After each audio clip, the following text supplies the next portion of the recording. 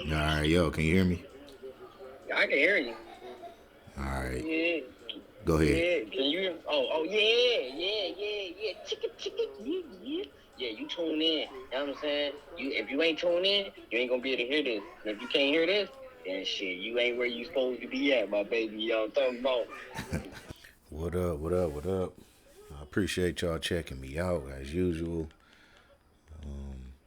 It's been a minute, man. I've been dealing with this little. I don't know if it was a sinus infection. I'm not really sure what's going on or what was going on. I'm feeling a whole lot better. I really haven't been putting nothing out. Cause I ain't want to be on the microphone sounding, all congested and stuffy. But I had a lot of things on my mind, a lot of stuff that I felt like, obviously keeping my eye on the basketball season. Since the All Star break, a lot of stuff been on my mind. But I want to talk about first. I want to talk about what I'm most excited about. That's Detroit basketball. All right, these boys been hooping. They've been doing their thing. All right, if you look at them over the last 10 games so far, I think 6-3, 6-3, 6-4. Obviously 6-4, right? Over the last 10 games, man, they 6-4. Um, I think what I like the most about them is that you can just see the growth. You can see the development um, from really since the All Star break. I'll say there was an article in the Athletic that they spoke on.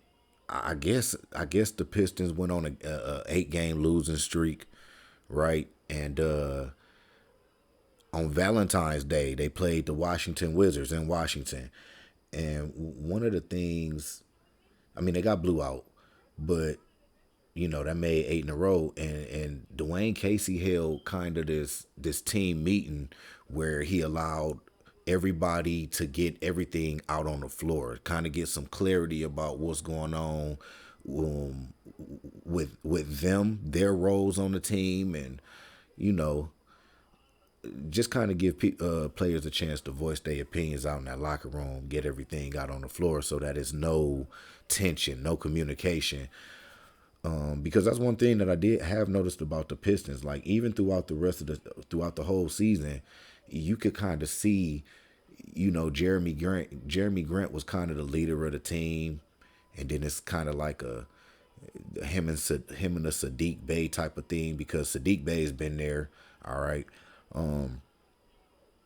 So you could kind of see that maybe between him, those two, and Cade, Cade he dealt with some injuries and some COVID stuff throughout the season. So he he missed a good portion of the season really with injuries and COVID. So Jeremy Grant and Sadiq Bey was kind of fighting for that number one leader of the team role. Whoop de whoop de whoop. But since Cade been back, he kind of threw himself in the mix, and now since the All Star break, since the Valentine's Day game against Washington when they had the team meeting, it's everybody's role is just becoming way more clear. It's like not even really a secret for real. If you look on the court, that's Cade Cunningham's team. All right, and rightfully so. That dude got, I mean, he got All Star written all over him. I mean, seriously, he got predatorized. It it looked like I would not be surprised if he was an All Star come next season. I really wouldn't. I only see his game getting better. But again, after the whole team meeting that they had, everybody's role was a little more clear. They understood where Dwayne Casey was as a coach, or where he stood as a coach, and it really gave the team a sense of direction. I think the Pistons next year, I think they'll be a playoff team. I think at the very least they'll be in the play-in. At the very least, but I got these dudes being a playoff team. Maybe it's hard to say a playoff team, like they'll lock a 6 seed up. So I'll for sure say that they'll be in the play in. I got them in the play in for sure. And based on Dwayne Casey's history, I honestly, I don't think it's that much of a stretch to say that they could lock in a 6 seed. If we look at the history of Dwayne Casey, a lot of people, Pistons fans in general, they don't like Dwayne Casey. And I'm really not understanding why. If you look at who Dwayne Casey is since he been in the NBA, he been around nothing but basketball experience. He coached under Nate McMillan. He coached under George Karl. And we know George Karl is one of the winningest head coaches in NBA history, right? So he served as an assistant under George Karl with the Seattle Supersonics team. Who, by the way, let me read off some of these names that Dwayne Casey's been associated with. Now we know Seattle was more of a defensive team. I'm inclined to believe that a lot of that had something to do with Dwayne Casey, and I'll kind of tell you why in a second. But he's been around a coach too. Gary Payton, Sean Kemp, Eric Snow, Greg Anthony, Brent Berry, Patrick Ewing, Ray Allen, Kevin Garnett, Dirk Nowitzki, Rayshard Lewis, Jerry Stackhouse, Jason Terry, Jason Kidd, Tyson Chandler, Sean Marion, Leandro Barbosa, obviously DeMar DeRozan, Kyle Lowry, Pascal Siakam, Fred VanVleet. He had a lot to do with these teams' success, these players' success. I didn't really realize that he served as an assistant with that championship Dallas Mavericks team, the one that did the Miami Heat in the LeBron James Miami Heat, right? I didn't really realize that was Dwayne Casey. I didn't realize that's what landed him the Toronto Raptors job. That, ironically, LeBron ended up getting him fired. Probably a little payback. That make Bron kind of hard to me. He may not have won. He may not have won the champ. People talk about LeBron James's history, which is a whole nother conversation. But they talk about his history and they kind of forget about these little details right there. LeBron is for sure a competitor because he got Dwayne Casey fired over what he did to him back in Miami. And Dwayne Casey is not really a person who should have been fired. If you look at Dwayne Casey, man, this dude's history is really kind of crazy. His time as a coach with Toronto. Let's just talk about this for a little second. All right. His first season, which he only coached 66 games, they were 23-43. All right. The next year, they were 34-48. Right. A little 10-game, 11-game increase. But get this right here. The next 3 years, Dwayne Casey led the Eastern Conference in record. He had first place finishes over the next 3 years. 48-34, 49-33, 56-26, right? The next season, he went 51-21. That was second in the East, right? But then immediately after that, he went 59-23, which was not only first in the East, but it also is what got him his Coach of the Year award, right? And then they turn around and fire him the next year, bring in Nick Nurse. I got a little problem with that. But I'm saying all that to say that Dwayne Casey did not come to Detroit for a rebuild. All right. I think that when he came to Detroit, they needed a rebuild. But in reality, Dwayne Casey should have been getting a much bigger job than what he got. You understand what I'm saying? In the sense that we got a guy coming off a Coach of the Year award. Now, he got swept by Bron. And that's a little, He got swept by Bron that final year, so that's rough. 2 times in a row. But the whole thing is he should not have been fired. Again, he was coming off of Coach of the Year award, finishing first in the East again. That's really not. He should have been getting a job with a team that was a legitimate contender where they coach just couldn't get him over the hump, or somebody who was just missing. You know what I mean? Like Dwayne Casey should have been another head coaching job, right? But he ended up with the Pistons. And I can't imagine that he came there for a rebuild, but he is rebuilding this team. He got this team looking good. This young team, we know that he worked really good with as far as developing. He acknowledges the best qualities of his players, or even the worst qualities of his players. Isaiah Stewart did an interview where he talked a little bit about that. He said that Dwayne Casey basically, he don't necessarily ask him to stop being as aggressive as he is, but he just tell him to be smarter about it, right? Because Isaiah Stewart, his aggressiveness, his size, his attitude, that's one of the best parts of his game.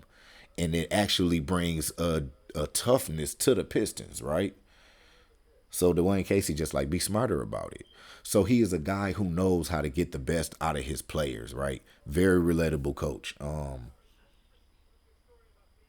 Again, I don't see where the Pistons should have any other coach. I really don't. I think he is their best option. I think that he should.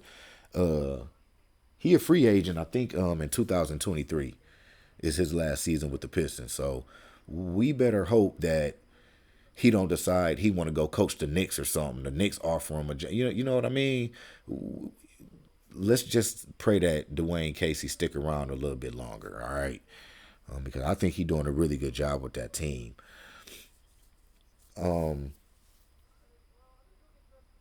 Another thing about the Pistons I wanted to talk about was this kid Isaiah Livers.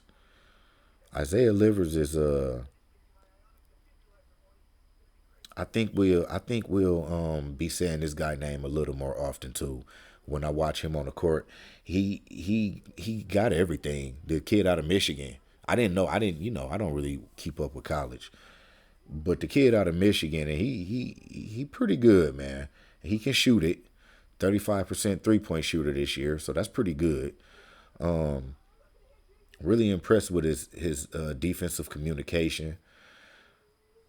I don't know if that's him or if it's Dwayne Casey, because again, since February, they just look so much better. Everybody closing out, running to the ball, very good rotation, switches. Even on offense, they look more like they have a structure. You know what I mean? Like I was watching clips on Isaiah Stewart, and the way this dude sets screens is really a thing of beauty. You gonna start seeing now. He didn't start this. It's not something that he started, but he's using it, and he's using it really well. I've only really seen it from like Steven Adams, right? If I hadn't been getting copyright restriction notices, I would show you exactly what it is that I mean. But what he'll do is he'll come and he'll set a screen for you, and then he'll kind of run towards the basket and set another screen for you, but it's not quite a screen. I really wish I could show you, man. I really do. But it's beautiful basketball, and I think that these young guys coming up together, learning how to play together, win together. I think that's huge. I think it's big. A lot of people feel like maybe, and even I'm guilty of this, that maybe Jeremy Grant should go. I think that Jeremy Grant brings a veteran presence that they need. You understand what I'm saying? They got Kelly Olynyk, they got Corey Joseph. You feel me? But are they Jeremy Grant? No, they not. And that's not anything against Kelly Olynyk or Corey Joseph. I actually think that outside of Kelly Olynyk's contract, that the Pistons should keep him. I think they should keep Kelly Olynyk. But again, it's a business, and the Pistons can possibly open up $30 million worth of cap space. Trading Kelly Olynyk, I think, will open up a little bit more. So I wouldn't be mad to see him go, but I don't think that he has to. Same thing with basically the same thing with Jeremy Grant. I don't know who you would trade him and replace him with. You don't want to get too young and you don't want to get too old. You don't want to get too expensive. You know what I mean? You don't want to get too pretty out there. And Jeremy Grant is not a pretty guy. You feel me? So I think I think that it would serve him pretty good to keep him. Killian Hayes is another dude that people got their eye on. I think Killian should stay. I think that he's not a shooter, but I do believe he could carve out a role. He just got to tighten up a little bit on defense, which I think that he can do. I think that even his shooting could improve. You know, his shooting could improve. I don't think that they should count Killian out yet. I think that he could carve out a role over there. One guy that I would not be mad to see go is Hamidou Diallo, mostly because he doesn't do anything really well. Very athletic. He has potential, definitely has potential, but he just don't do nothing really well. You know what I mean? And I kind of like Pistons to be in kind of a not necessarily win now mode, but again, I think that's maybe he might be too young. You know, just like my man, what was his name that they just traded? Oh man, not Fred Jackson. I can't remember his name, but he went to Sacramento for the for Marvin Bagley in the Marvin Bagley trade, and I kind of feel like that's where Hamidou Diallo is. He very young development, very young, very good up potential, but I don't like his fit with the Detroit Pistons. This is a guy who it was an article I read where it was a time Dwayne Casey wanted him to check into the game, right? And he took a little too long, so he put him back on the bench. He told him never mind. He sat him back down, and then he turned around and he put in I think Corey Joseph or something like that. I can't really remember who it was, but he sat him all the next game. He got no tick the next game, and then now his minutes he didn't kind of had to work his way back into the rotation, right? And I really like that. I like that for Dwayne Casey. It was his way of saying, "Hey man, you get it together, right?"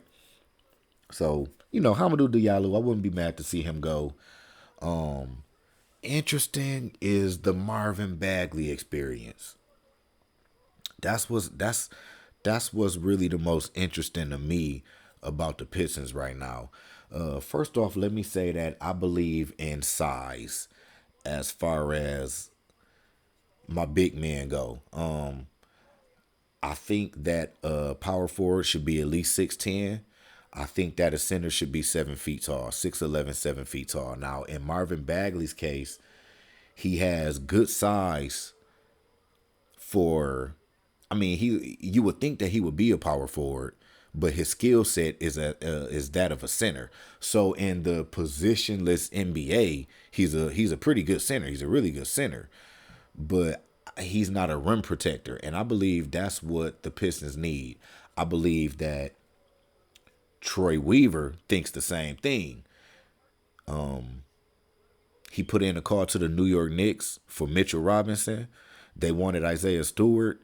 And I think that he finds Isaiah Stewart to be a pretty valuable piece of the team, just like I do, right? I believe that Isaiah Stewart, he's a screen guy now, but I think later on he'll develop that kind of pick and pop to where he'll be a a damn good power forward for sure. I just think that he's another dude that plays bigger than his size is, right? So I wouldn't be mad to see them bring in a guy. I would have liked him. I would have liked to see him grab Moses Brown. I think the Cavaliers just picked him up since Jared Allen is injured indefinitely. So that'd be interesting to see how Moses Brown end up developing. A 7 foot guy, rim protector, athleticism, right? I think the Pistons maybe should have kicked the tires on that one. But I think that's pretty much all they missing. I think if you can bring in a 7 foot guy, a rim protector, maybe another veteran shooter, I think they'll be just fine, man, because Jeremy Grant is not a he's not really a he's not a shooter. He's a scorer, so he'd be good to keep. But I think they should bring in a guy with veteranship who can shoot and a 7 footer. I think they need those two things. But anyway, back to Marvin Bagley. This is what I wanted to share about Marvin Bagley, right? So with somebody like Marvin Bagley, I got it wrote down. Hold on. With somebody like Marvin Bagley, who was drafted second, what happens is your contract, your qualifying offer extension, it is your draft stock determines how much you get paid. In Marvin Bagley's case, his qualifying offer should be 15 million. At the point where the Pistons got him, traded for him, he had to play 24 more games in order to qualify for that 15 million. Well, it was only 22 games, 23 games left in the season, right? So that cut his qualifying offer down to 17 and a half. You feel me? So basically what I'm saying is that Marvin Bagley can be resigned by the Detroit Pistons for $7.5 million, and I think that would be a steal. I think 15 million is a good price for Marvin Bagley. 7.5 is a steal, and that speaks to who the Pistons are becoming since they hired Troy Weaver. Because last year he tried to get Marvin Bagley, and they wanted Sadiq Bey in return. And he said, "There's no way I'm giving up Sadiq Bey." So now he then ended up with with Marvin Bagley for basically pennies on the dollar, right? Basically pennies. And there's no disrespect to those other guys, but it's Marvin Bagley, and I think that his upside is pretty good.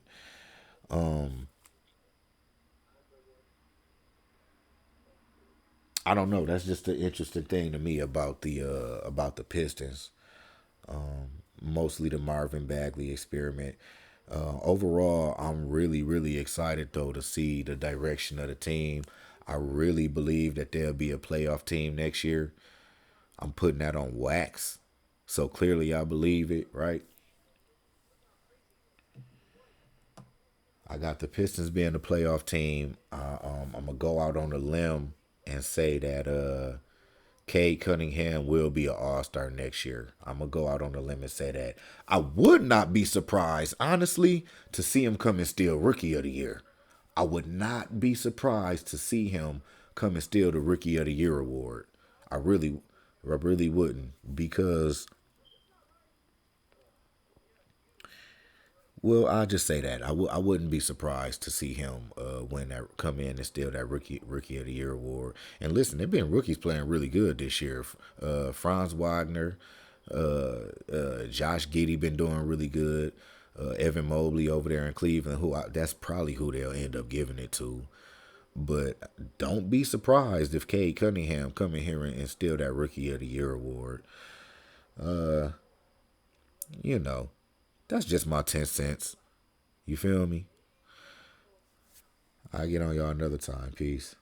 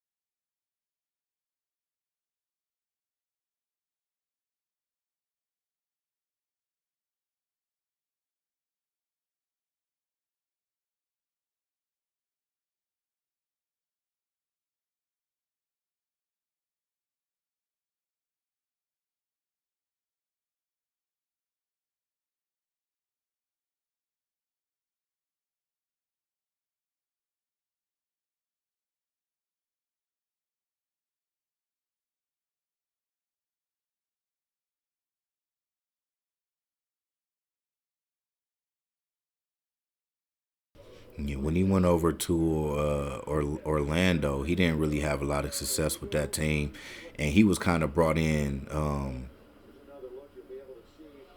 to rebuild that team, to whip that team back into shape. I think they thought that after his tenure with the Pacers, he would be able to do that, but it just hadn't been the case for Frank Vogel. So I don't really fault him. He shouldn't have been that head coach. What happened is he won that championship, the bubble chip, and they were forced to bring him back. And I think that's how they lost Jason Kidd, right? But no, I don't fault Frank Vogel as much as I do the whole Lakers organization in general. I mean, just from top to bottom, he's done a piss poor job of putting talent around that team. It's really a disgrace to the Lakers franchise, to be honest with you. Again, from top to bottom. But we're not talking about the Lakers really right now. We're talking about Steve Nash and how horrible of a job he been doing over there. Again, I don't think that he should have had that job in the first place. I also don't believe that they're going to fire Steve Nash anytime soon. I can imagine that they will give him another season or so to kind of see, because he has some, giving him the benefit of the doubt. He did have some little issues that he had to fight through. Again, Kevin Durant's been injured, a lot of injuries really up and down that roster, and Kyrie Irving with the whole jab situation. So it's not really. I can't give him that pass. I can't even give him no pass. If you're a good coach, you're a good coach. If you're not, you're not. I think it's plenty of talent over there for them to not have it. They shouldn't have. They shouldn't be. What are they, number 10? What are they, number 10 in the East? They shouldn't be number 10 in the East. All right. That's just the bottom line. I would say that maybe they should start looking towards getting rid of some of these old bad knee guys that they got on their team, just like the Lakers, right? You got to go ahead and let LaMarcus Aldridge retire. You got to let Blake do whatever the hell it is Blake going to do with his career. Even though throughout Blake's career, he has really been, he kind of changed his game through all these injuries. So I don't want to take that away from him. But listen, you got pieces over there now. You got DeAndre Drummond, all right, and you got Ben Simmons over there. I think that's enough youth and enough experience to get rid of some of these other dudes that you got on your team. Again, go ahead and let LA walk. Go ahead and let Blake Griffin do what he gonna do. I think they got Joe Johnson, Joe Harris. I'm sorry, Joe Harris can go. I mean, he's a great shooter, but everybody is in the NBA these days, for real. So he's replaceable. I mean, just bring in another guy named Joe Harris, and you got Joe Harris. You know what I mean?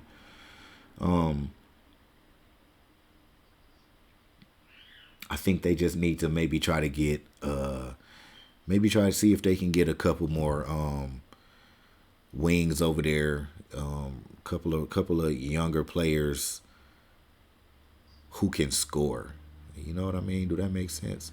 Hey, keep your eye on. Actually, I wouldn't be mad. Well, that might be too much. That's a lot. Let me not say that. I don't know, man. That's just what I got. I really just wanted to kind of get something out here. I haven't made a video in a while. I got a lot of Detroit stuff that I really want to talk about for real. But I guess we'll do that another time. I just really kind of wanted to touch bases with everybody, let y'all know what been going through my mind, give y'all my 10 cents, right? So again, I appreciate you checking me out. I'll catch y'all next time. Peace.